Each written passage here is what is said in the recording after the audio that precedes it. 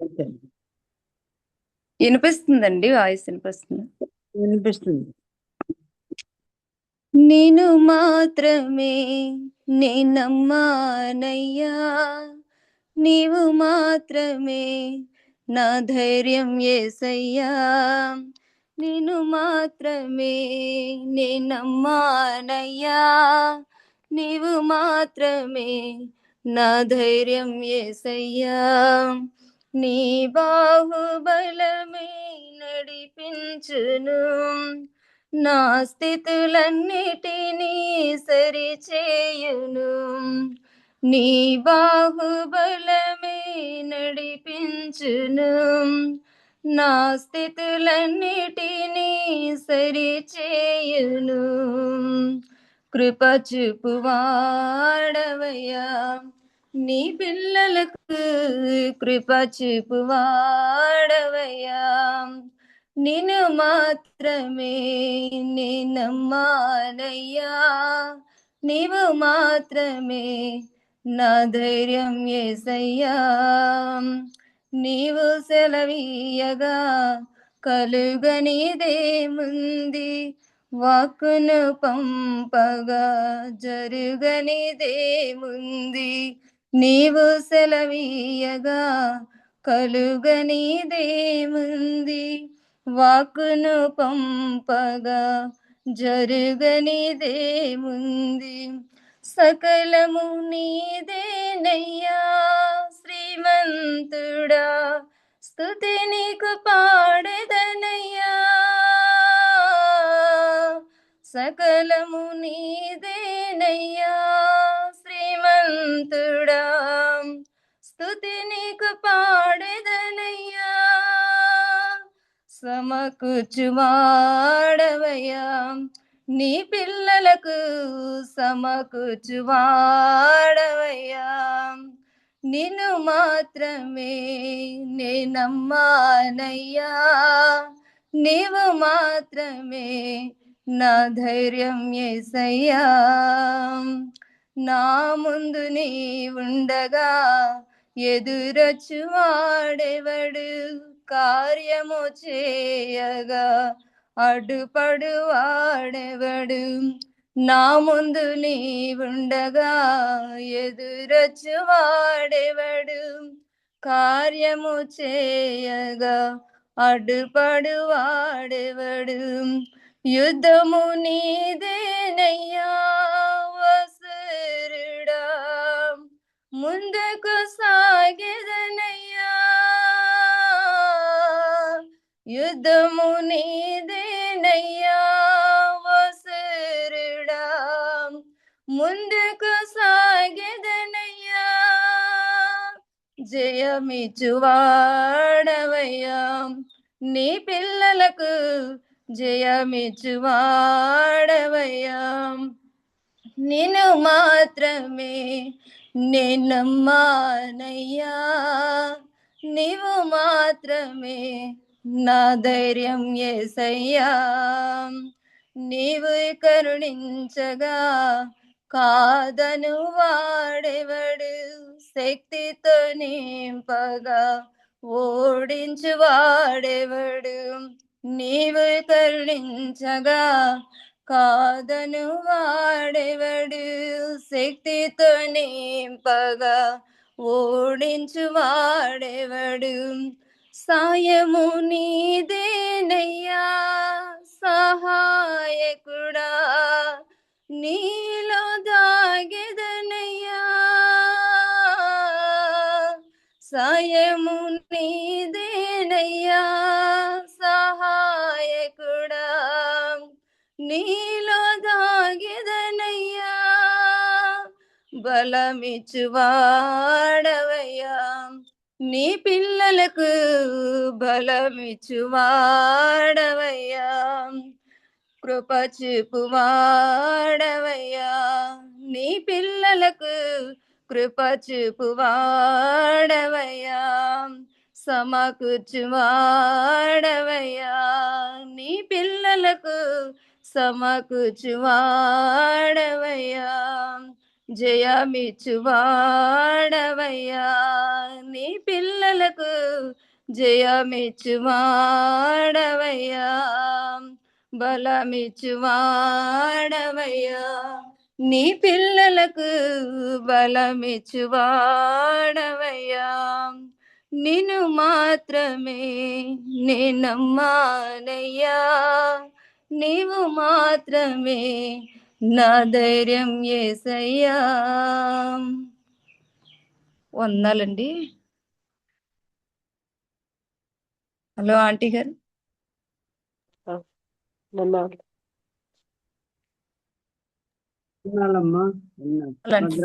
వందనాలండి. చాలా రోజులైన తర్వాత తిరిగి నీ స్వరాన్ని వినగలిగాము. దేవుని కృప ఆంటీ గారు. గాత్రం దేవునికి ఇచ్చాడు. నువ్వు పాడినట్టుగా జయమిచ్చేవాడు. మనం ఆయన నమ్ముకోవాల్సిన వారము.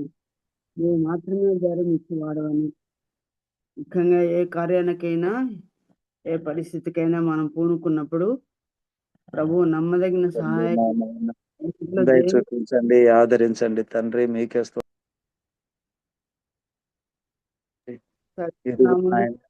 మీకే స్తోత్రములు చెల్లిస్తూ ఉన్నా. అన్న అయిపోలేదు, కొంచెం ఆగండి.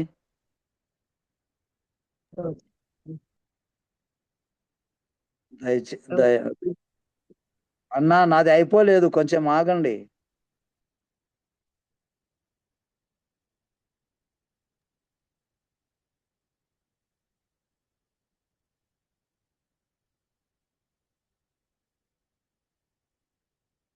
ఎవరినైనా ఎవరో ఫోన్ కదా, మ్యూట్ లో పెట్టుకోండి. నేను రాజారావు బ్రదర్ అంట, ఎవరు ప్రే చేసి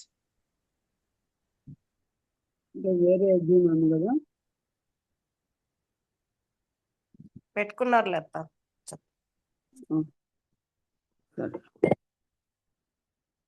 నా ముందు నీవుండగా ఎదురొచ్చి వాడేవాడు, నువ్వు కార్యం చేయగా త్రిప్పివేయవాడేవాడు. యుద్ధం నీదే అన్నట్టు ఏ కార్యానికైనా ఇక్కడున్న పార్టిసిపెంట్స్ ఎవరైనా, మనం ఎవరమైనా వాక్యం చెప్పబోయే అక్క సరోజక్క అయినా ఏ కార్యానికైనా ముందు ప్రభువుని మనం అర్థిస్తే, సహాయం చేయమని అడిగితే తప్పకుండా ఆయన సహాయం చేస్తాడు. ఇంత ధైర్యం ఇచ్చే పాట, నువ్వు కర్ణించగా కాదని వాడేవాడు, శక్తితో నింపగా సాయము నీదేనయ్యా, సహాయం చేయవాడా, బలమిచ్చివాడవయ్యా, నీ పిల్లలకు సమకూర్చివాడయ్యా అని మంచి పాట పాడిన, అర్ధసహితమైన పాట పాడిన భద్రకు మనందరి తరఫున వందనాలు తెలియజేస్తున్నాము. వందనాలు భద్ర.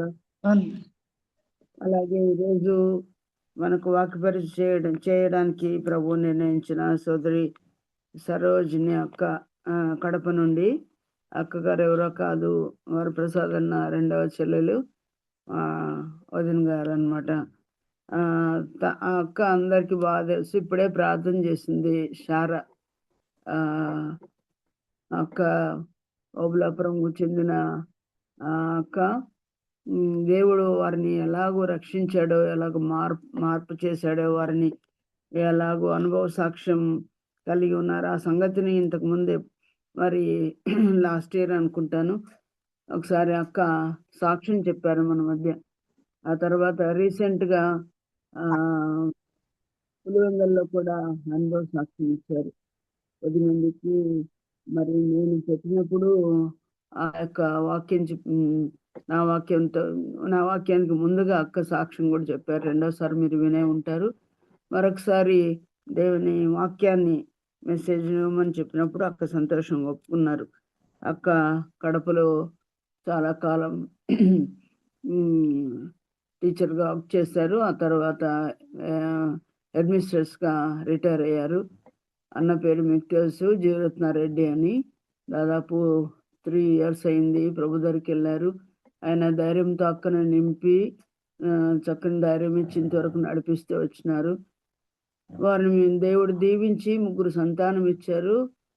2 ఆడపిల్లలు, మరి చివరిలో ఒక బాబును కూడా ఇచ్చాడు. దేవుని కృప వల్ల వారు కూడా నమ్ముకొని ప్రభుకు సాక్షులుగా ఉంటూ 3 ఫ్యామిలీస్ అమెరికాలోనే ఉన్నారు. ప్రభుని ప్రేమిస్తూ ప్రభుకి ఇచ్చే బిడ్డలుగా ఉన్నారు. ఆయన అక్క ఇంకా ఎక్కడికి నేను వెళ్ళానని కడపలోని స్థానిక సంఘం మన బ్రదర్ అసెంబ్లీ శాంబాబు గారి సంఘంలోనే కొనసాగుతూ ప్రార్థనలో గడుపుతూ ముందుకు సాగుతూ ఉన్నారు. అక్కను మనలో చాలా మంది చూశారు అనంతపురం సంఘానికి బాగా తెలుసు. ఇప్పుడు అక్క మన కొరకు దేవుడు తన ద్వారా సిద్ధపరిచిన వాక్యం ఏంటో చెప్పడానికి సిద్ధంగా ఉన్నారు. మనందరి తరఫున అక్కకు వందనాలు తెలియజేస్తున్నాము. అక్క వందనాలు అక్క. సరోజక్క వినిపిస్తుంది కిజయ? ఇప్పుడు వినిపిస్తుంది. అందరికి వందనాలు సిస్టర్. అందరికి చేరి వచ్చిన ఎవరున్నారో తెలియదు. మీ అందరికి ప్రభు నామం మీకు అందరికి వందనాలు.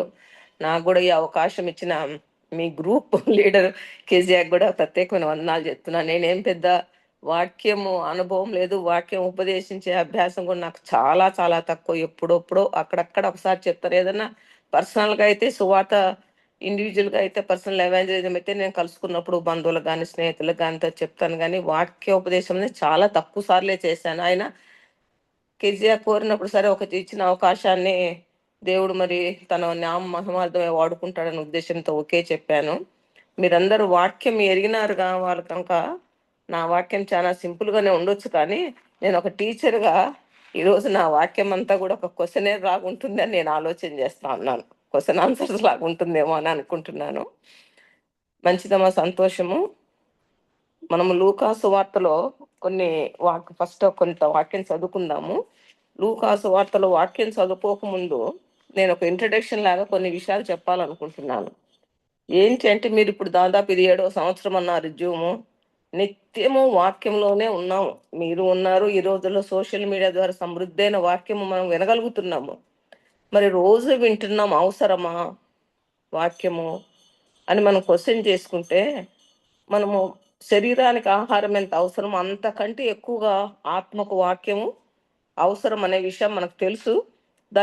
ఎందుకు మనకు వాక్యం అవసరమో, ఎందుకు వాక్యం వినాలి, ఎందుకు మనం వాక్యం చదువుకోవాలి, వాక్య ప్రకారం జీవించాలి అన్నప్పుడు కొన్ని రెఫరెన్స్లు నేను చదివి వినిపిస్తాను. మీరు గమనించండి. మనకు వాక్యం ఎందుకు అవసరం, ఎన్నో అంశాలు బైబిల్లో ఉన్న కొన్ని విషయాలు నేను మీ దృష్టికి తీసుకొస్తాను. 1 పేతురు 2వ అధ్యాయము 3వ వచనం.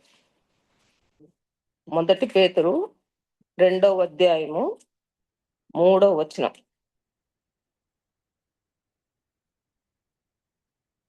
ఇక్కడ ఏమంటాడంటే,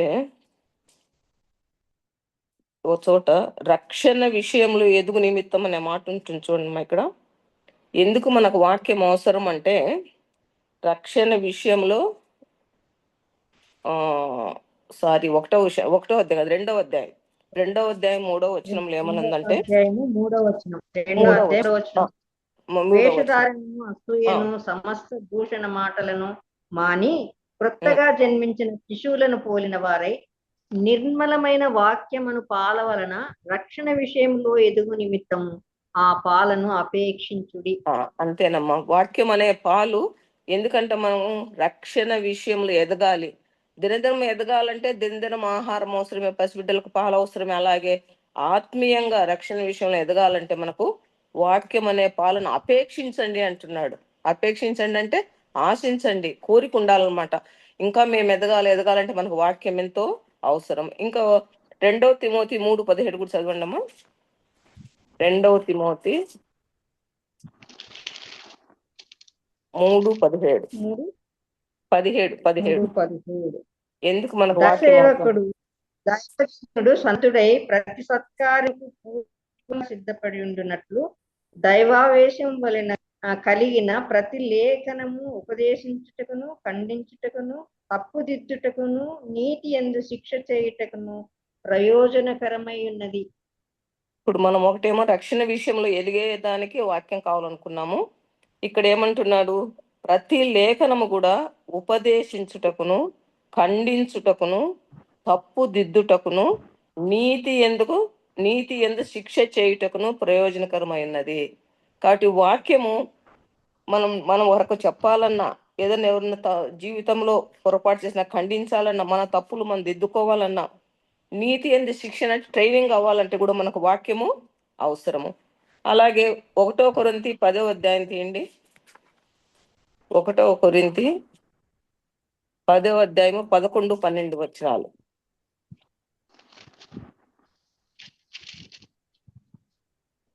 ఈ సంగతులు దృష్టాంతములుగా వారికి సంభవించి ఈ సంగతి దృష్టాంతములుగా వారికి సంభవించి యుగాంతమందున మనకు పుట్టకై వ్రాయబడెను.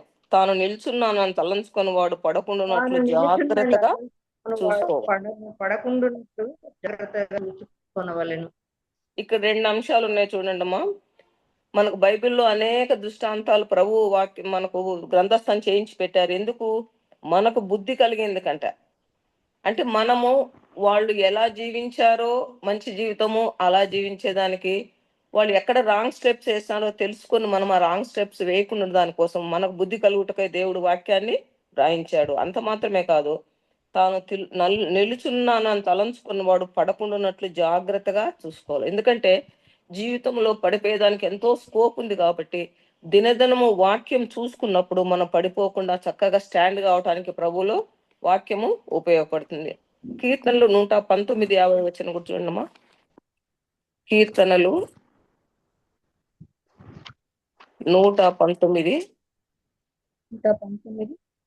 50 వచనం. 50.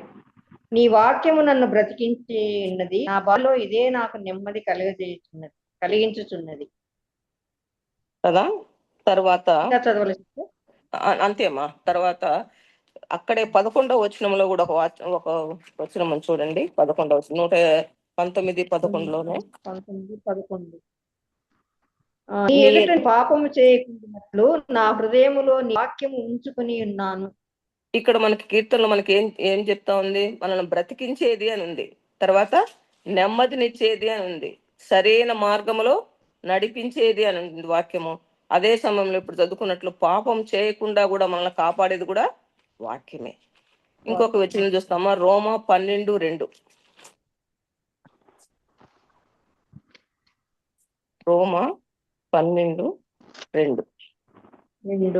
మీరు ఈ లోకమరణింపక ఉత్తమమును అనుకూలమును సంపూర్ణమునై ఉన్న దేవుని చిత్తమేదో పరీక్షించి తెలుసుకొనున్నట్లు మీ మనసు మారి నూతనమగుట వలన రూపాంతరం పొందుడి. చూడండి ఇక్కడ ఎంత బాగా ఇచ్చినాడంటే, మనము ఈ లోక మర్యాదను అనుసరింపక ఉత్తమమును అనుకూలమును సంపూర్ణమునైన దేవుని చిత్తం మీద తెలుసుకోవాలంటే కూడా మనకు వాక్యం కావాలి. మన మనస్సు మారి నూతనం అవటం, రూపాంతర అనుభవంలోకి రావాలంటే కూడా మనకు వాక్యము కావాలి. దేవుని రూపంలోకి మనం ఎదగాలన్నా, దేవుని చిత్తం మనం తెలుసుకోవాలన్నా దినదినము మనకు వాక్య అవసరం ఎంతైనా ఉందన్నమాట.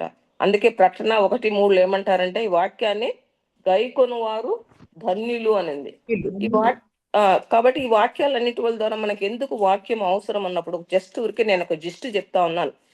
రక్షణ విషయంలో ఎదగాలన్నా, మన జీవితాలలో తప్పులు దిద్దుకోవాలన్నా, నీతి ఎందు ట్రైనింగ్ కావాలన్నా, మనకు బుద్ధి కలగాలన్నా, పడిపోకుండా జాగ్రత్తగా ఉండాలన్నా, ఈ లోకంలో నెమ్మదిగా మనం బ్రతకాలన్నా, సరైన మార్గములో నడవాలన్నా, దేవుని చిత్తం తెలుసుకోవాలన్నా, దేవుని స్వరూపంలోకి మనం మార్చబడాలన్నా, ఇలా ఎన్నో ఉన్నాయి.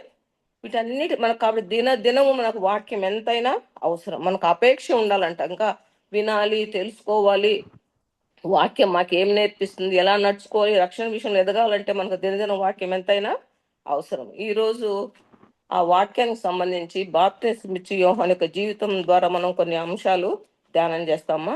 లూకాసు వార్త తీయండి. లూకాసు వార్త 1వ అధ్యాయం. బాప్తిస్మం ఇచ్చి యోహాను యొక్క జీవితం ద్వారా మనం ఏం నేర్చుకోవాలి, ఆయన జీవితం ఎలా ఉందని కొన్ని అంశాల గురించి ఈరోజు ధ్యానం చేస్తాము. 6వ వచనం నుంచి చదువుదామమ్మా. 6 నుంచి 17వ వచనం వరకు చదువుదాం. నేను వీరిద్దరూ ప్రభు యొక్క చదవాలా సిస్టర్? చదువుతాను చూడమ్మా. వీరిద్దరు ఎవరు అంటే పైన ఇచ్చిన ప్రభు యొక్క సకలమైన ఆజ్ఞల చొప్పునను న్యాయ విధుల చొప్పునను నిరపరాధులుగా నడుచుకొనుచు దేవుని దృష్టికి నీతిమంతులై ఉండిరి. ఎలిజబెత్ గొడ్రాలైనందున వారికి పిల్లలు లేకపోయిరి, మరియు వారిద్దరూ బహుకాలము గడిచిన వృద్ధులైరి.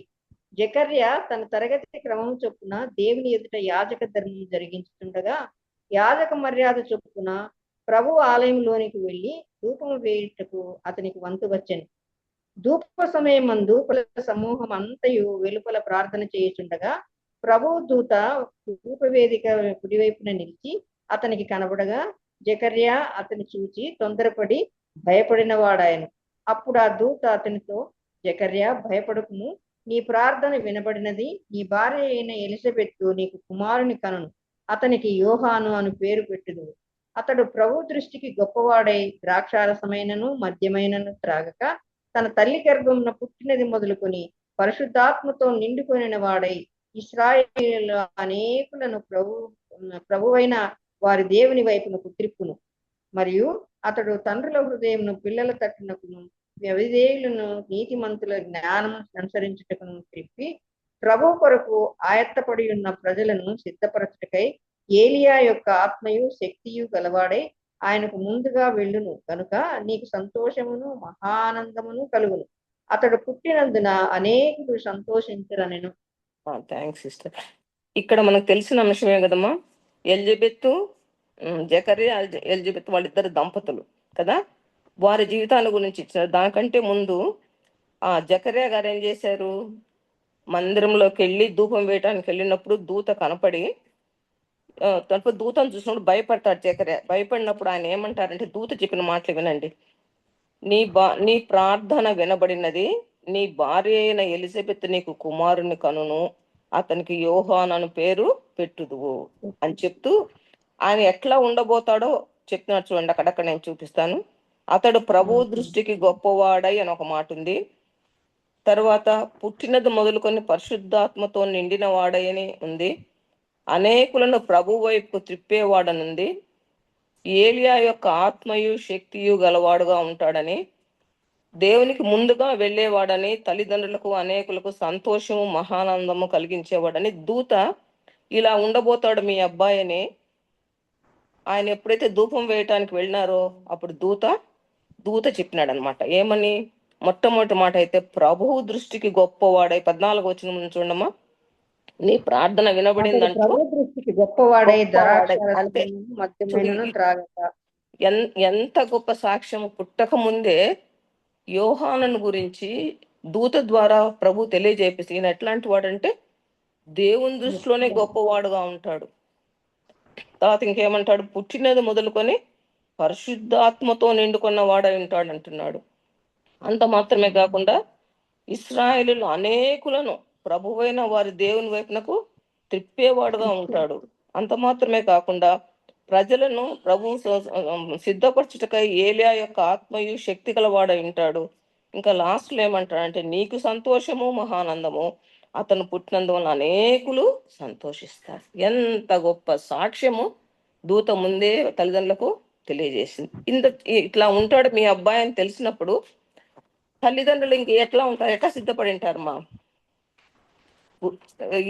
ఎప్పుడైతే ఈ విషయాలన్నీ వాళ్ళు విన్నారో అప్పుడు ఆ బిడ్డను అట్లా పెంచేదానికి వాళ్ళు సిద్ధపడతా ఉంటారు. అసలు ఈ తల్లిదండ్రుల గురించి మనం తెలుసుకోవాలనుకుంటే 6వ వచనంలో ఎప్పుడైతే చదివాం, వాళ్ళు ఎట్లాంటి భక్తి కలిగిన తల్లిదండ్రులు అంటే, వీరిద్దరు ప్రభు యొక్క సకలమైన ఆజ్ఞల చొప్పునను న్యాయ విధుల చొప్పునను నిరపరాధులుగా నడుచుకొంచు దేవుని దృష్టికి నీతిమంతులైంది.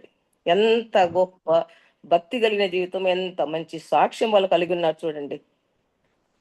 ఎలిజబెత్ జకర్యా గురించి ఎంత మంచి సాక్ష్యం, అది వింటే అసలు భయం వేస్తుంది. వీళ్ళు ఆనాడు ధర్మశాస్త్రం కదా, ఎంత స్ట్రిక్ట్ ఆజ్ఞలు ఉన్నాయి, సకలమైన ఆజ్ఞలను వాళ్ళు నెరవేర్చేవారుగా ఉన్నారు. న్యాయ విధులు నెరవేర్చేట నిరపరాధులుగా, అంటే అసలు వాళ్ళకు బ్లేమ్ చేయటానికి వాళ్ళ జీవితాల్లో ఏ మాత్రం స్కోప్ లేదు. అంత పర్ఫెక్ట్ లైఫ్ జీవిస్తా అన్నారు వాళ్ళు. మా జీవితం జీవిస్తూ దేవుని దృష్టిలోనే వాళ్ళు నీతిమంతులుగా ఉన్నారు. కాబట్టి ఇలాంటి కుటుంబంలో నుంచి యోహాను వచ్చినాడు అంటే కుటుంబ నేపథ్యం ఎంతగా పనిచేస్తా ఉందనేది మనకు అర్థమవుతుంది. ఎప్పుడైతే తల్లిదండ్రులు భయభక్తులతో యథార్థంగా నీతిమంతులుగా దేవుని ఆజ్ఞలు నెరవేరుస్తూ భయభక్తులతో జీవించినప్పుడు తల్లిదండ్రుల ప్రభావం బిడ్డల మీద ఖచ్చితంగా పడుతుందన్నమాట. వీళ్ళు అంత మాత్రం కాదు, నీతిమంతులుగా జీవించడం ప్రార్థనా పరులను కదా, నీ ప్రార్థన వినబడింది అంటే ఎంత మంచి జీవితం, భక్తిగా దేవుని ఆజ్ఞలు వాళ్ళు ఆచరిస్తూ ఉన్నారు, నీతిగా నడుచుకుంటున్నారు. అది నిరపరాధులు అంటే అసలు అది ఎంత విషయమో నాకైతే అనిపిస్తుంది. మచ్చ లేదు, స్పాట్లెస్ లైఫ్ అంటే ఆ, అసలు ఎవరు కూడా వేలు తీసుకు ఎంత పర్ఫెక్ట్ లైఫ్ వాళ్ళు జీవిస్తున్నారు. మేము బాగున్నామని అనుకోకుండా మళ్ళీ ఎక్కువగా ప్రార్థన చేసే వ్యక్తులుగా ఉన్నారు. కాబట్టి ఇదంతా మనకు ఒక ఛాలెంజ్ అని నేను అనుకుంటున్నాను. తల్లిదండ్రులుగా మనకు మన జీవితం పిల్లల మీద ఎంత ప్రభావం చూపిస్తుందో, అందుకే ముందే దేవుని దృష్టికి గొప్పవాడు అవుతాడని ఎలా చెప్పినాడంటే, ఈ తల్లిదండ్రుల కడుపున వాళ్ళు పెంచే విధానం, అన్ని విషయాలు భవిష్యత్తు తిరిగిన తండ్రి కాబట్టి ముందే చెప్పిస్తా ఉన్నారు. వీళ్ళు కూడా ఎంత చక్కటి జీవితం జీవిస్తున్నారో పిల్లవాడు పెరిగి పెద్దవాడేందుకు గమనిస్తూనే ఉంటాడు కదా. జనరల్ గా మన కుటుంబాల్లో కూడా తల్లిదండ్రుల జీవిత విధానమే పిల్లల మీద ప్రభావం చూపిస్తుంది కదమ్మా. ఎందుకంటే పిల్లలు తల్లిదండ్రులు ఏం చేస్తారో అదే ఇమిటేట్ చేస్తారు. అంత మాత్రమే కాక కుటుంబంలో ఎట్లుంటారు, సఖ్యంగా ఉంటారా, అమ్మ నాన్న కొట్లాడుకుంటారా, లేదా అబద్ధాలు చెప్తారా, ఎట్లుంటారు, సమాజంలో ఎలా ఉంటారు, సంఘంలో ఎలా ఉంటారు, ప్రతిదీ వాళ్ళు గమనిస్తూ ఉంటారు. కాబట్టి మన భక్తి జీవితం మన పిల్లల పైన ఎంత ప్రభావం చూపుతుందో వీరి జీవితం ద్వారా మనకు అర్థమవుతుంది అనమాట. ప్రభు దృష్టికి గొప్పవాడు కావాలంటే చిన్న విషయమా, మానవ దృష్టికి అనేదే కష్టము. పరిశుద్ధుడైన దేవుని దృష్టిలోని గొప్పవాడు కావాలంటే ఆ తల్లిదండ్రులు ఎంత భక్తి కలిగిన వారో, వారు ఎంత భక్తిగా ఎంత పర్ఫెక్ట్ గా జీవించారో, ఆ బిడ్డలను కూడా ఎలా పెంచారో కూడా అది కూడా అనిపిస్తుంది. ఎందుకంటే అప్పుడే ముందే వాళ్ళకు ఇట్లుంటాడు మీ బిడ్డ అన్నప్పుడు మనోహ అడిగినట్లు వాళ్ళు అడిగిండొచ్చు దేవుణ్ణి. మనోహ అడిగినాడు కదా, ఈ బిడ్డని ఎలా పెంచాలో మాకు న్యాయపోతే 13:8 ఉంది కదమ్మా, బిడ్డని ఎట్లా పెంచాలో నేర్పించు ప్రభు, మాకు తెలియపరచు ప్రభు అన్నట్లు వీళ్ళు కూడా అడిగింటారు ప్రభువును, ఎలా పెంచాలి ఈ అబ్బాయిని అంటూ. వాళ్ళు చిన్నప్పటి నుంచి ఎట్టగా ధర్మశాస్త్రం కూడా వాళ్ళకు రాయమన్నట్టు నేర్పించింటారు. ద్వితీయోపదేశకాండం చూడండి 6వ అధ్యాయంలో బిడ్డల్ని ఎట్లా పెంచాల్సిన విషయము. ద్వితీయోపదేశకాండము 6వ అధ్యాయంలో చూడండి.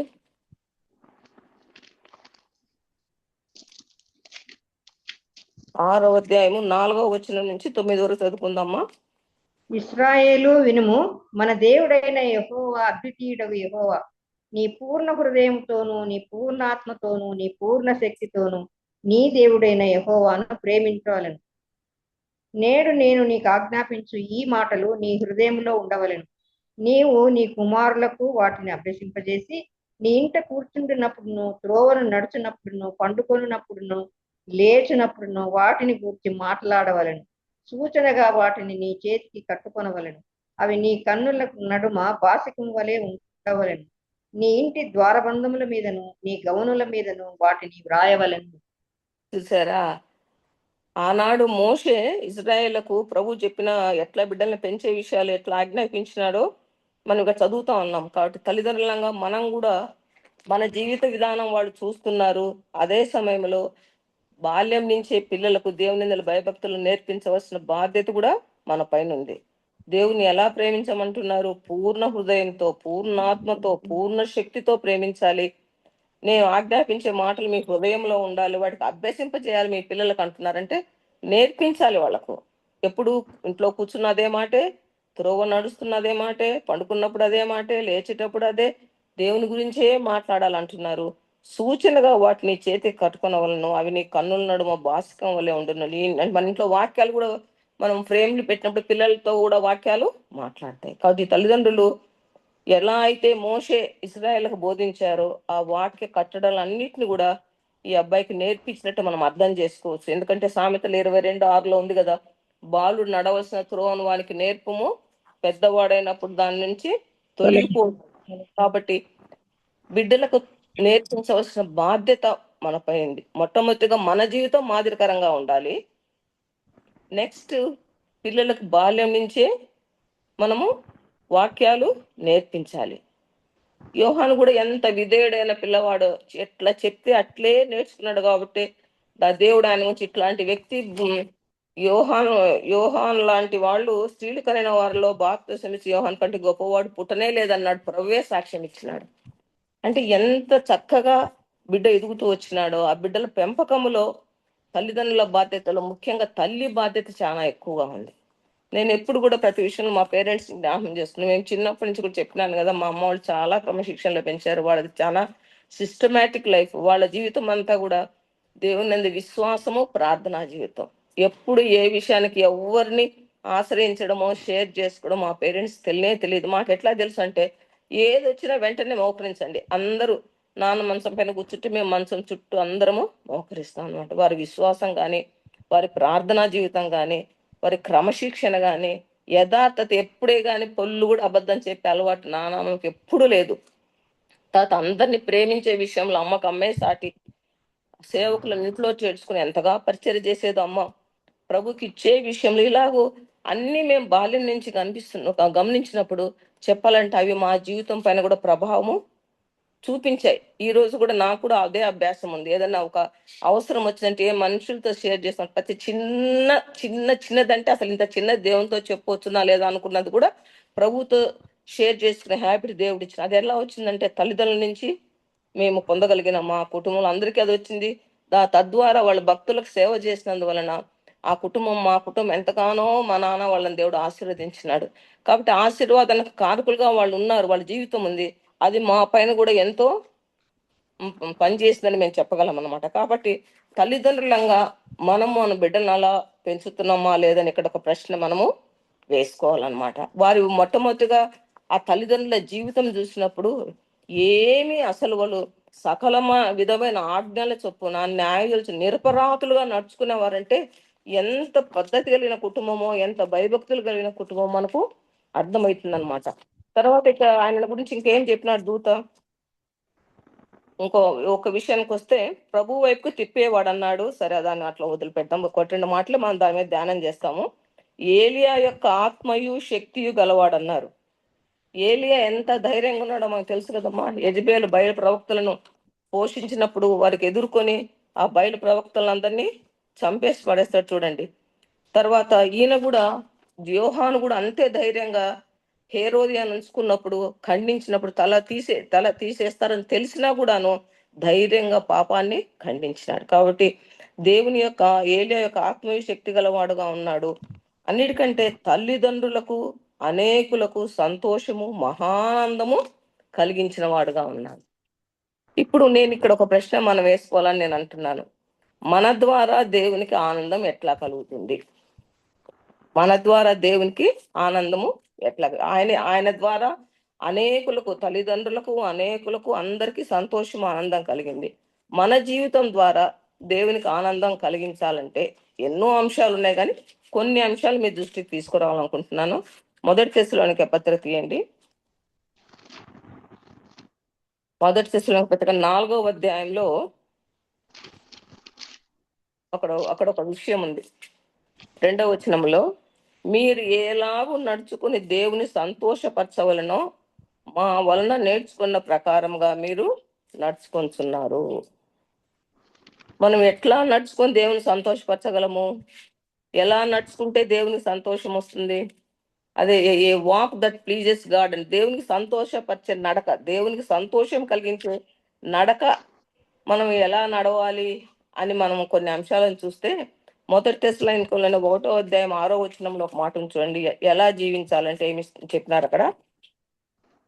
6వ వచనంలో, పరిశుద్ధాత్మ వలన కలుగు ఆనందముతో గొప్ప ఉపద్రవమందు మీరు వాక్యమును అంగీకరించి మమ్మును ప్రభువును పోలి నడుచుకునే వారైతే. చూస్తున్నారా, ప్రభువును పోలి నడుచుకుంటున్నారు, సేవకులను పోలి నడుచుకుంటారు. అక్కడ మొట్టమొదటిగా మనం నడవాల్సింది ప్రభువును పోలి నడుచుకోవాలి. ఎందుకంటే మన జీవితాల్లో వాళ్ళ విషయం, ఎలిజబెత్ జకర్యా విషయం వచ్చినప్పుడు నిరపరాధులని విన్నాము, నిర్మలమైన మనస్సాక్షి ఉన్నట్టు వింటున్నాము, వాళ్ళు ఎంతో నమ్మకంగా జీవించినట్టు చూస్తున్నాం. అదే విషయాలు 1 పేతురు పత్రికలో 3:15 చూడమ్మా.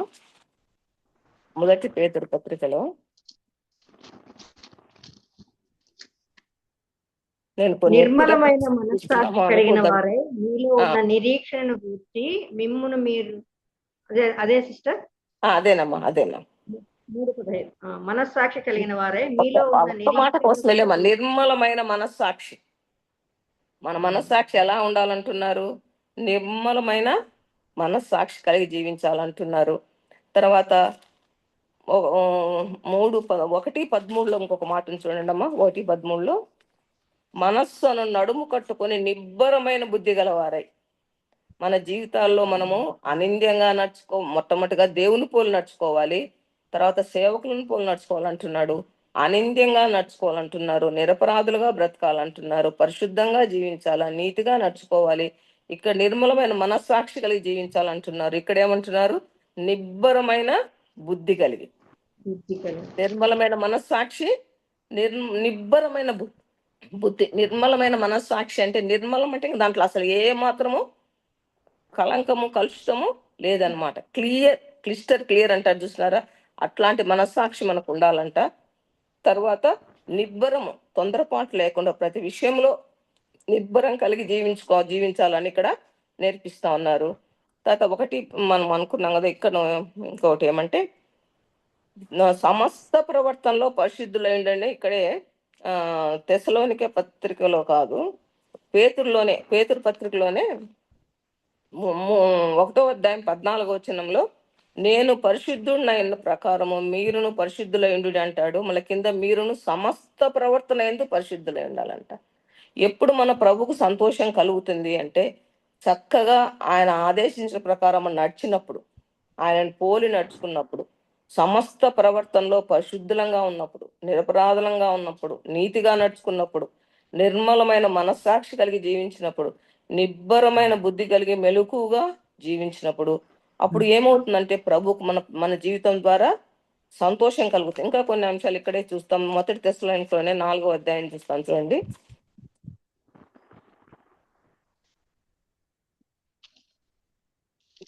1 తెస్సలోనికలు 4వ అధ్యాయము 12వ సహోదరులందరినీ మీరు ప్రేమించండి. సహోదరులారా, మీరు ప్రేమ యందు మరి ఎక్కువగా అభివృద్ధి నందుతుండవలననియు సంఘమునకు వెలుపటి వారి ఎడల మర్యాదగా నడుచుకుంటూ మీకేమీ కొదువ లేకుండా చాలా అంతవరకు చూడండి. ప్రేమ యందు మరి ఎక్కువగా అభివృద్ధి పొందాలంట మనము. సంఘమునకు వెలుపటి వారిడల మర్యాదగా ఆ సాక్ష్యం మనకు కావాలి. అట్లాంటి సాక్ష్యం మనము కలిగి జీవించినప్పుడు అది దేవునికి సంతోషము కలిగిస్తుంది అనమాట. ఇంకా మనం కొన్ని వచనాలు చూడాలంటే ఇర్మియా గ్రంథంలో చూడొచ్చు. ఇర్మియా గ్రంథం 9వ అధ్యాయము 23, 24 కూడా చూడండి అమ్మా. ఎక్కువ రెఫరెన్స్లు చూపిస్తున్నాను అనుకుందండి, కానీ అవి మనకు ఆత్మకు క్షేమం కలిగించే అంశాలు అని చెప్పేసి నేను ఆ విషయాలు చదివిస్తా ఉన్నాను. ఇర్మియా 9, 23, 24 యెహోవా ఇలాగ సెలవిచ్చుచున్నాడు, జ్ఞాని తన జ్ఞానమును బట్టి, శూరుడు తన శౌర్యమును బట్టి అతిశయింపకూడదు, ఐశ్వర్యవంతుడు తన ఐశ్వర్యమును బట్టి అతిశయింపకూడదు. అతిశయించువాడు దేనిని బట్టి అతిశయింపవలనగా భూమి మీద కృప చూపుతూ నీతి న్యాయములు జరిగించుతున్న యెహోవాను నేనే అని గ్రహించి నన్ను పరిశీలనగా తెలుసుకుంటాను బట్టియే అతిశయింపవలను. అట్టి వాటిలో నేను ఆనందించవాడనని యెహోవా సెలవిచ్చు. చూసారా, దేవుడు దేంట్లో ఆనందిస్తాడు అంటే దేవుని గురించి పరిశీలనగా తెలుసుకుంటాను బట్టి దేవుడు ఆనందిస్తాడు. కనుకనే మనకు వాక్యం దినదినము మనము చదివి ధ్యానించి వాక్యం విన్నప్పుడే మనం తెలుసుకోగలం ప్రభువుని గురించిన సంగతులు.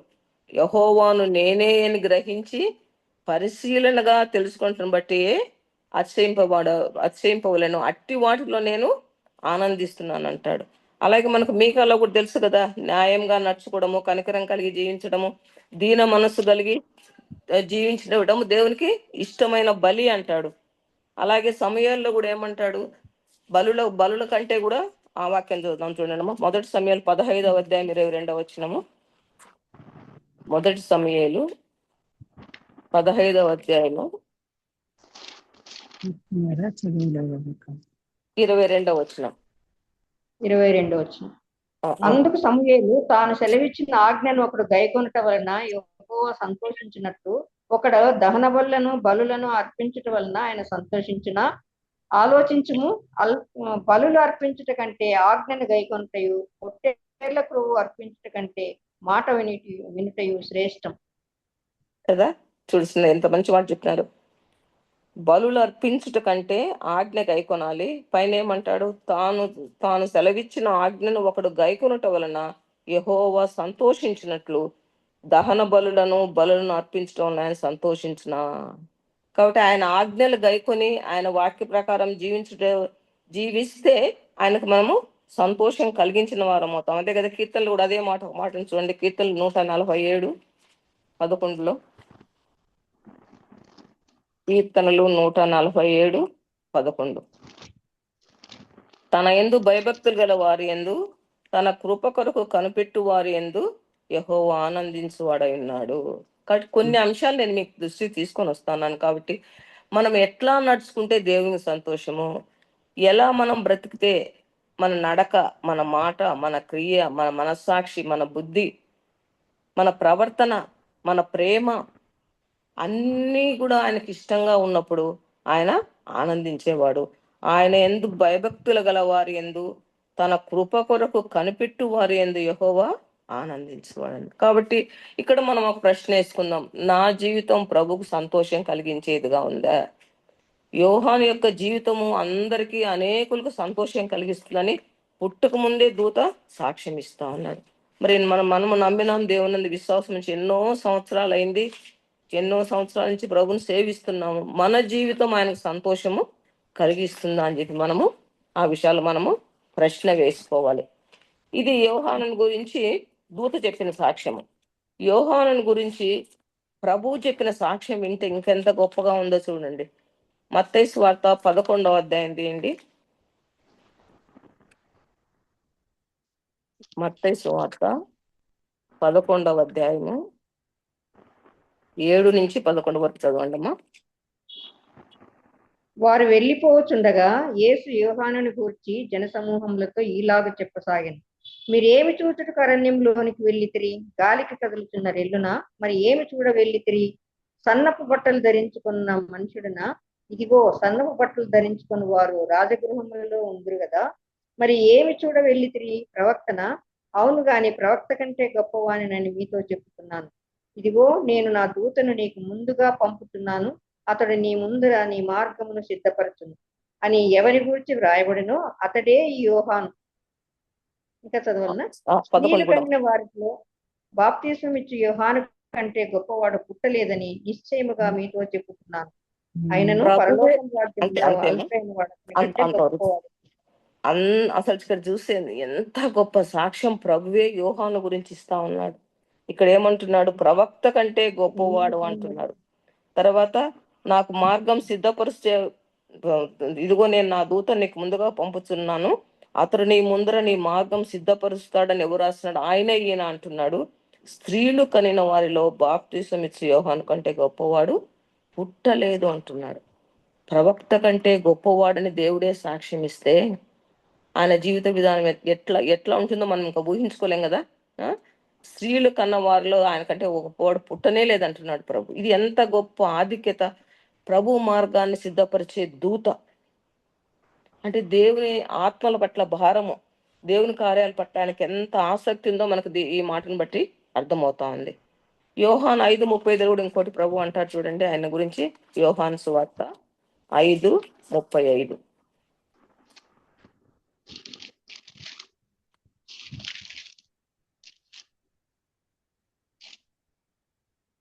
అతడు మండుచు ప్రకాశించుచున్న దీపమై ఉండెను, మీరు అతని వెలుగులో అంతే చాలమ్మా.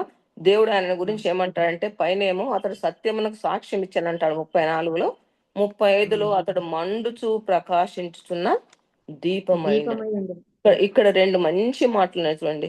మంట, దేని గురించి మంట? ఆయనకు ఆత్మల పట్ల మంట.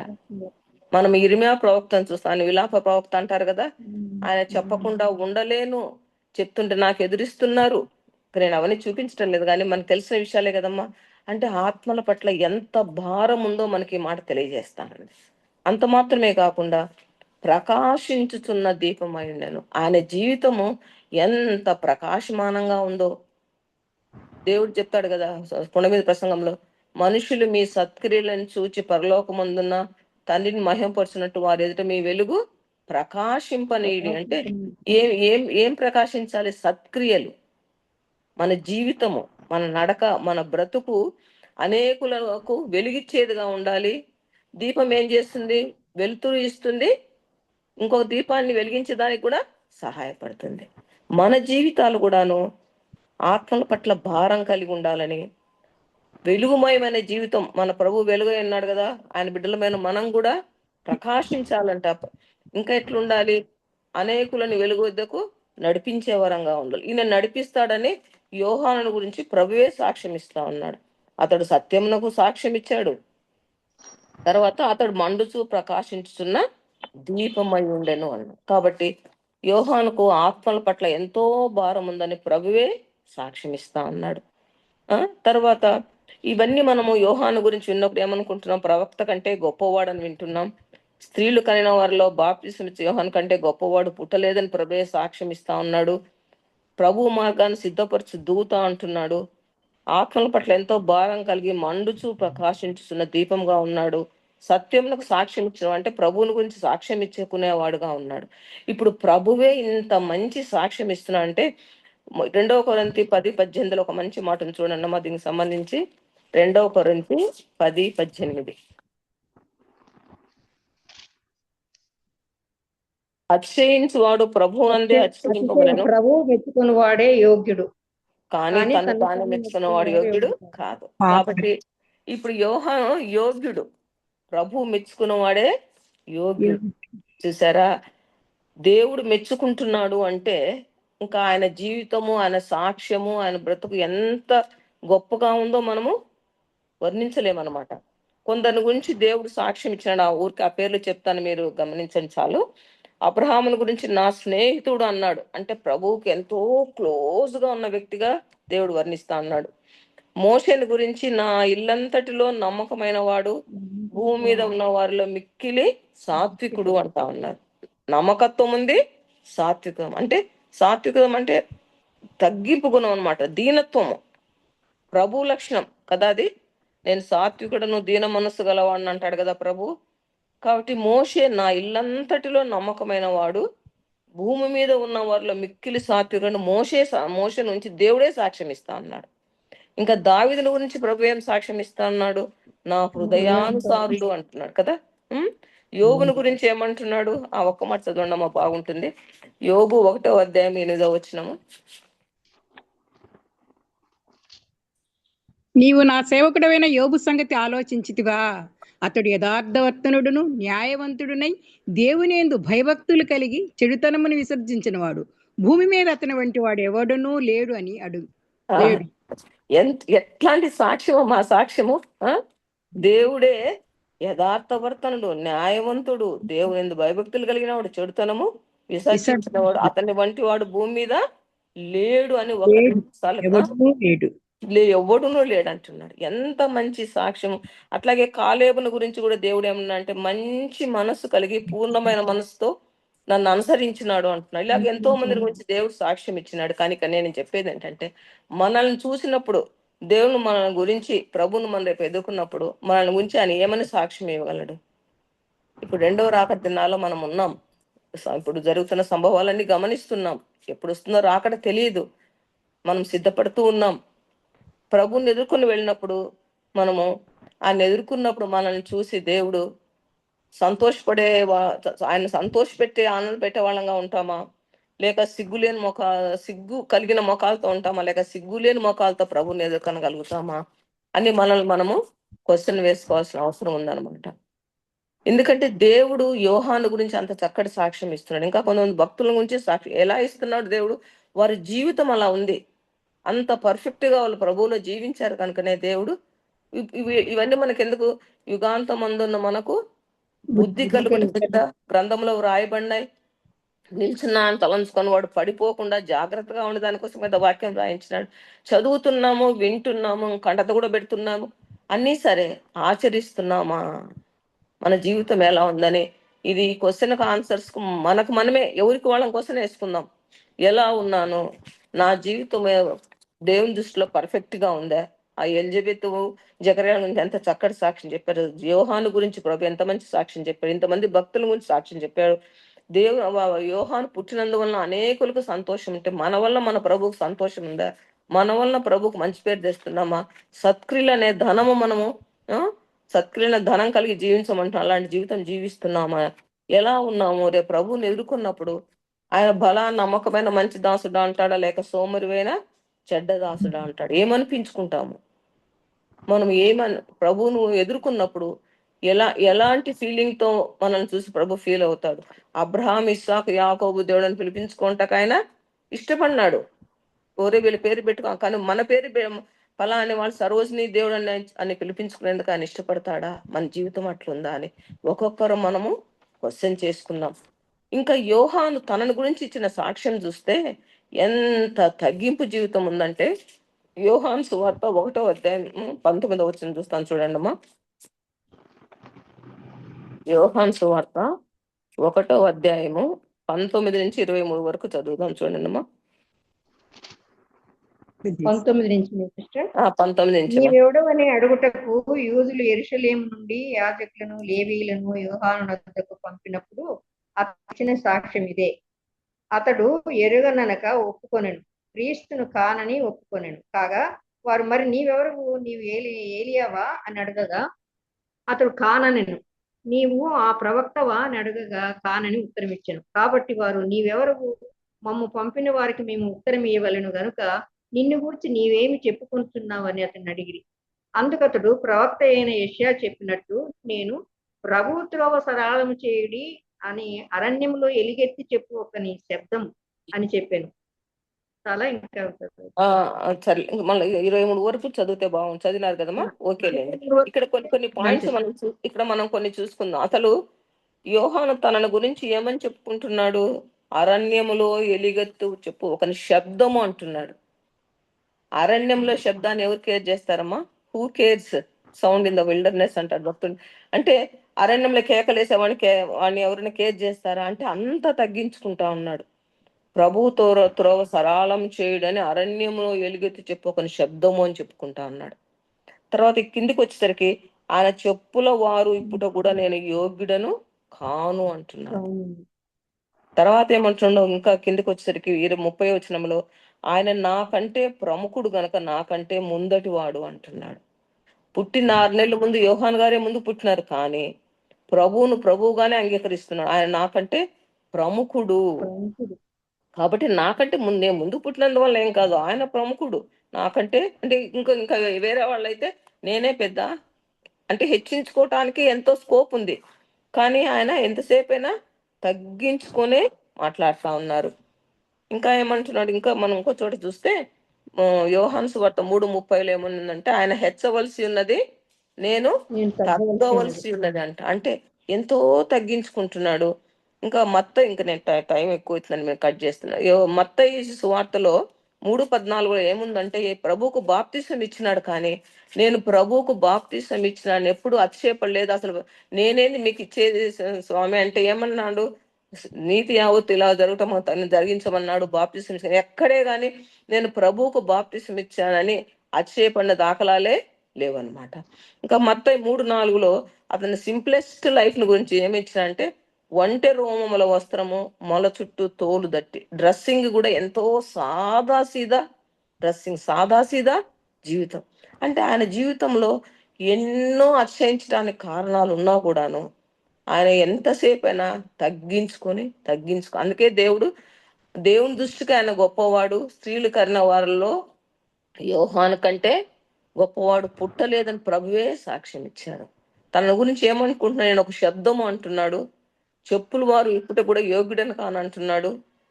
ఆయనే ముందటి వాడు, నేను వెనకటి వాడిని అని తగ్గించుకుంటా ఉన్నాడు. ఆయన హెచ్చవలసింది నేను తగ్గవలసింది అంటున్నాడు.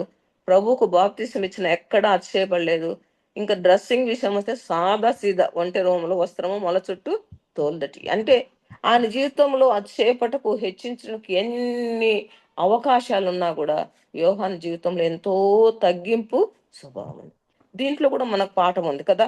ప్రభు మనల్ని ఎంతగా దీవించినా, ఎంతగా హెచ్చించినా, ఎన్ని కృపావరాలు ఇచ్చి ఎంత సేవలో వాడుకున్నా మనం కూడా యోహాను వలె తగ్గించుకొని దేవుణ్ణే ఘనపరచాలి. కీర్తనలో ఉంది కదా, మాకు కాదు యెహోవా, మాకు కాదు నీ నామంనకే ఘనత కలగాలని. ఆయన నామాన్ని ఘనపరచాలి, ఆయన్నే హెచ్చించాలి. మన జీవితం ద్వారా ప్రభువుకు మనం ఘనత మహిమ తెచ్చేవరంగా ఉండాలన్నమాట. కాబట్టి మనం ఈ రోజు మనము 3 అంశాలు. ఫస్ట్ ఏమనుకున్నాము? దూత యోహాను గురించి ఏం సాక్ష్యం ఇచ్చాడు, రెండవది ప్రభు యోహాను గురించి ఏం సాక్ష్యం ఇచ్చాడు, మూడవది యోహాను తనను గురించి ఏం సాక్ష్యం ఇచ్చుకున్నాడని ఇచ్చారు, నాలుగవది యోహాను జీవితం ద్వారా మనము ఏం నేర్చుకోవాలి అనేది జస్ట్ ఒక కొన్ని ప్రశ్నలు మాత్రమే. కీర్తనలు 139లో ఉంది చూడండి. కీర్తనలు 139, 23, 24.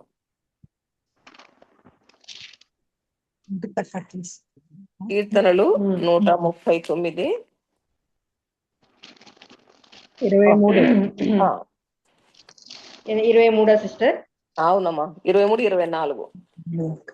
ఓకే. దేవా, నన్ను పరిశోధించి నా హృదయం తెలుసుకొనుము, నన్ను పరీక్షించి నా ఆలోచనను తెలుసుకొనుము. నీకు ఆయాస్కరమైన మార్గం నా ఎందున్నదేమో చూడుము, నిత్య మార్గమున నన్ను నడిపింపు.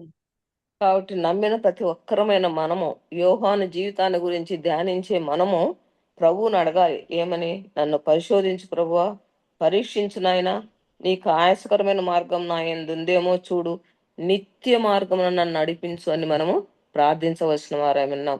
కాబట్టి నిరంతరం మనం ప్రభు దృష్టితో ఎప్పుడు కూడా మనం పరీక్షించుకోవాలా.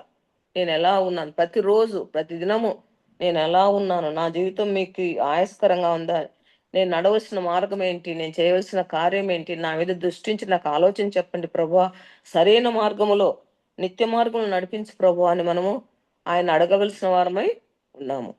తర్వాత ఆయన సేవా జీవితం గురించి ఏమనుకున్నాం? ప్రభువుకు మార్గం సరళం చేసేవాడని చదువుకున్నాం. మరి మన జీవితం, మన సేవా జీవితం ఎలా ఉంది? ఈ విషయంలో నేను చాలా వెనకబడినాననే ఒప్పుకుంటున్నా. కొందరినైనా ప్రభువు వైపు తిప్పగలుగుతున్నామా? కొందరినైనా మన ద్వారా ప్రభు వైపు మనం నడిపించగలుగుతున్నామా? అంత మాత్రమే కాకుండా నమ్మిన మనము యోహాను వలె నమ్మిన ప్రజలను ప్రభువు రాకడ కొరకు సిద్ధపరుస్తున్నామా? అంత మాత్రమే కాకుండా మన జీవితం యోహాను వలె ప్రభువుకు, తల్లిదండ్రులకు, అనేకులకు ఆనందం కలిగించేదిగా ఉందా? మనలో తగ్గింపు జీవితం ఉందా? మనకి ఎవరు మాదిరి అంటే ప్రభువే మనకు మాదిరి. ప్రభు మనస్సు మనకుందా? ఆయన మనసు ఏంటి? ఫిలిప్పి ఒకసారి చదువుకున్నాం చూడండి అమ్మా. ఫిలిప్పి పత్రిక 2వ అధ్యాయము 5 నుంచి 8 వరకు. ఫిలిప్పి పత్రిక. క్రీస్తు యేసును కలిగిన ఈ మనస్సు మీరును కలిగి ఉండి, ఆయన దేవుని స్వరూపం కలిగిన వాడై ఉండి దేవునితో సమానముగా ఉండుట విడిచిపెట్టకూడని భాగ్యమని ఎంచుకొనలేదు, కానీ మనిషిని పోలికగా పుట్టి దాసుని స్వరూపమును ధరించుకుని తన్ను తానే రిక్తునిగా చేసుకుని, మరియు ఆయన ఆకారమందు మనుషుడిగా కనబడి మరణం పొందినంతగా, అనగా శిలువ మరణం పొందినంతగా విధేయత చూపిన వాడై తన్ను తాను తగ్గించుకొనెను. చాలేమా. చూడండి, దేవుని యొక్క తగ్గింపు, దేవుని యొక్క జీవిత విధానాన్ని మనము మాదిరిగా ఉంచుకొని, మన రోల్ మోడల్ ఎవరంటే ప్రభువే మనకు రోల్ మోడల్. ప్రభువు మనస్సు, తగ్గింపు మనస్సు, దీన మనస్సు, అవన్నీ కూడా దైవత్వ లక్షణాలు. అవి కలిగి జీవించడానికి మనం నేర్చుకోవాలి. ఇప్పుడు మనం అనుకున్నాం యోహాను జీవితం ద్వారా మనం పరీక్షించుకున్నప్పుడు మనకు మోడల్ గా ఎవరిని పెట్టుకుంటున్నామంటే ప్రభువుని మనం మాదిరిగా ఉంచుకోవాలి. లాస్ట్ లో ఒక మాట చదువుతాను చూడండి అమ్మ, లూకా 12:35. కాబట్టి మనములో ఆయన రాకడ కొరకు సిద్ధపడే మనము ఎలా జీవిస్తూ మన జీవిత యాత్ర సాగించాలన్నప్పుడు 12:35. మీ నడుములు కట్టుకొనిండుడి, మీ దీపములు వెలుగుచుండనీయుడి. ఇంకా చదవండి. అంతే చాలమ్మా. ఇంకా కింద ఏముందంటే, మెలుకుగా ఇంకో కొంచెం చదువుతాలండి. తమ ప్రభువు పెళ్లి విందు నుండి వచ్చి తట్టగానే అతనికి తలుపు తీయటకు అతడు ఎప్పుడు వచ్చును అని అతని కొరకు ఎదురు చూచు మనుష్యుల వలె ఉండుడి. ప్రభువు వచ్చి ఏ దాసులు మెలుకుగా ఉంట కనుగొనునో ఆ దాసులు ధన్యులు. నడుములు కట్టుకొని ఉండాలంటే రెడీగా దేనికైనా కూడా మనం సిద్ధపడి ఉండాలని. మన దీపాలు వెలిగే విషయం ఇప్పుడే అనుకున్నాం కదా, మనం వెలుగుతూ అనేకులను వెలిగించే వారంగా ఉండాలని, దేవుని రాకడ కొరకు ఎదురు చూసే వారంగా మనము మెలుకు కలిగి జీవించాలని దేవుడు మనకు నేర్పిస్తుండే కదా. ఇలా మనము యోహాన్ జీవితం ద్వారా మనం నేర్చుకున్న అంశాలను మన మనసులో ఉంచుకొని అలా జీవించడానికి ప్రభు మనకు సహాయం చేయలాగా ప్రార్థిస్తూ, ఆయన రాక కొరకు ఎదురు చూస్తూ మెలకుగా, భయంతో, వణుకుతో మన సంరక్షణ కొనసాగించాలని ప్రభు నామన మనమందరం జ్ఞాపకం చేసుకుంటున్నామా. ప్రభు ఈ చిన్న తలపులు దీవించను కాకమ్మా. వాక్యం చెప్పిన ప్రభు నామనవన్నీ తెలియజేస్తున్నాం. గ్రూప్ తరఫున ముఖ్యంగా ఇలా మరేళ్ళుగా దేవుని జూమ్ లో వింటున్నాం. చర్చిలో విని కాకుండా, పుస్తకాల్లో చదివింది కాకుండా, మ్యాగజైన్స్ లో ఇది కాకుండా సోషల్ మీడియాలో ఆ ఇతరుల ద్వారా వినటం మాత్రమే కాకుండా ప్రతిరోజు మనం దేవుని వాక్యాన్ని వింటున్నాం. అయినా కూడా చాలు అనే పరిస్థితి లేదు. దివారాత్రం దాన్ని ధ్యానించమని కూడా అంటారు దేవుడు. కనుక ఎందుకు చదివాలో వాక్యాలు చాలా రెఫరెన్స్ లెక్క చెప్పారు. ఇవన్నీ మనం జీవితంలో ఎరిగిన వాళ్ళని శిక్షణ విషయంలో మరి ఎదగడానికి దేవుడు ఇచ్చాడంట. అవన్నీ ఎన్నో అంశాలు ఉన్నాయి. తిరిగి వాటిని చదవాలని కాదు, కానీ మనం విన్నాము, గబగబా వాక్యాన్ని విన్నాము. తిరిగి నెమరు వేసుకోవాలని మీరు కూడా ఎంతో మంది ఈ యొక్క రెఫరెన్స్ ని కూడా రాసుకొని ఉంటారని నేను నమ్ముతున్నాను. కనుక పలు విధంగా మనకు ప్రయోజనకరమైన ఇచ్చాడు. దాన్ని ఎంత మాత్రం చదువుతున్నాం అనేది ప్రాముఖ్యం, ఎంత మాత్రం నెరవేరుస్తున్నాం అనేది. ఈ సందర్భంలో దేవుని యొక్క జీవితాన్ని, బాప్తిస్మా యోహాను జీవితాన్ని మనం నేర్చుకున్నాం. ప్రభు దృష్టికి గొప్పవాడంటే శక్తిగా కొన్ని మొత్తాన్ని పరిశుద్ధాత్మతో నింపబడినవాడు, ప్రభు వైపు తిప్పినవాడు. మరి ఇతని జీవితంలో వాళ్ళ మమ్మీ డాడీ యొక్క ప్రవర్తన ఎంత ఇంపాక్ట్ కలిగిస్తుందో మనం విన్నాం. తల్లిదండ్రులను మనం కూడా మన పిల్లలు లేక ఎలాగ జీవిస్తున్నామో అలాంటి బిజో లైఫ్ వారు కూడా కలిగి ఉంటారు. ఎందుకంటే తల్లి ఎత్తుదో బిడ్డ ఎత్తుదో అని ముఖ్యంగా తల్లిని గురించి మనం విన్నాం. మా అందరికీ పిల్లలు ఉన్నారు, మనమురాళ్ళు ఉన్నారు. మన ఇంపాక్ట్ వారి మీద పడుతుంది కాబట్టి వారిని ఎలా పెంచాలనే విషయం కూడా మనం హెచ్చరించబడ్డాము. మరి అలాగే ఇశ్రాయేలు ఎలా పెంచాలో అలా ఆ యొక్క తల్లిదండ్రులు, జాన్ ద బ్యాప్టిస్ట్ యొక్క తల్లిదండ్రులు ఎలిజబెత్, జకర్యా అలాగ అభ్యసింపజేసి దేవుని ఆజ్ఞలన్నిటి వాళ్ళ గోడల మీద, వాళ్ళ గోడల మీద, వాళ్ళ భాస్కాల మీద వారి మరి ఎదుట అలాంటి వాక్యాలు వ్రాయించి కూర్చున్న లేచిన చెప్పి ఉంటారేమో. కాబట్టి అబ్బాయి అలాంటి వాడుగా అయిపోయి ఉన్నాడని మనం నేర్చుకున్నాం. ఇది మనకి ఎంతో హెచ్చరికగా ఉంటుంది కాక మరి మనం ఎలా నడుచుకోవాలో కూడా వాక్యంలో విన్నాం. ప్రభుని పోలి నడుచుకోవాలని నిర్మల బుద్ధితో, నిబ్బరముతో, సమస్త ప్రవర్తనలో ప్రభుని పోలి మనం నేర్చుకోవాలి, మెలకుగా ఉండాలని కూడా నేర్చుకున్నాము. ఇవన్నీ దేవుడు మనకు గుర్తు చేశాడు. ఆ తర్వాత యోహాను గురించి దూత ఇచ్చిన సాక్ష్యం, దేవుడు రాయించిన సాక్ష్యం, ఆ తర్వాత యోహాను తన గురించి వచ్చిన తగ్గించుకున్న సాక్ష్యాన్ని నేను విన్నాం. గొప్పలు చెప్పుకోలేదు, ప్రభుకి నేను బాప్తిసం ఇచ్చాను, ప్రభు కంటే ముందు పుట్టాను, సీనియర్ మాస్టర్, ఆ తర్వాత ప్రభు పుట్టాడు, అట్లా కాదు. ఆయన చెప్పుల వారిని ఇప్పటికూ యోగుడను కానని, ఆయనే హెచ్చాలి నేను తగ్గాలని. ఎంత తగ్గింపో మనం చూస్తున్నాం. తగ్గింపు మనం కూడా మన జీవితంలో అలవాటు పరచుకోవాలి. ఎంత సింప్లెస్ట్ లైఫ్ మనం చూస్తున్నాం, ఎంత సింప్లిసిటీ మనం చూస్తున్నాము. మరి అలాగూ మన జీవితం ద్వారా మనమేం నేర్చుకున్నాము, ఇంతసేపు మనం విన్నాము. అంతవరకు దేవుని వాక్యాన్ని, మరి అలాంటి జీవితాన్ని దేవుడు మనకు అనుగ్రహించేటట్టు మనం కూడా పరిశీలన చేసుకొని నీతి మార్గం ఆయన మనం నడిపించాలని మన ప్రభుని కోరుకున్నాం. అలాంటి జీవితం దేవుడు మనందరికీ అలాంటి సేవా జీవితం మనం కలిగి ఉంది. పుణ్యాత్ములైన ప్రభు వైపు తిప్పేటట్టుగా ఆయన కొరకు జీవించడానికి ప్రభు మనకు సహాయం చేయను గాక. చక్కని వాక్య పరిచయం చేసిన అప్పటికి తరఫున మరొకసారి వందనాలు తెలియజేస్తున్నాను. వందనాలక్క మరొకసారి. వందనాలు మీకే వందనాలు. నాకు ఇచ్చిన అవకాశంకై మీ అందరికీ ఓపికగా విన్నందుకు మీ అందరికీ నా వందనాలు చెప్తా ఉన్నాను.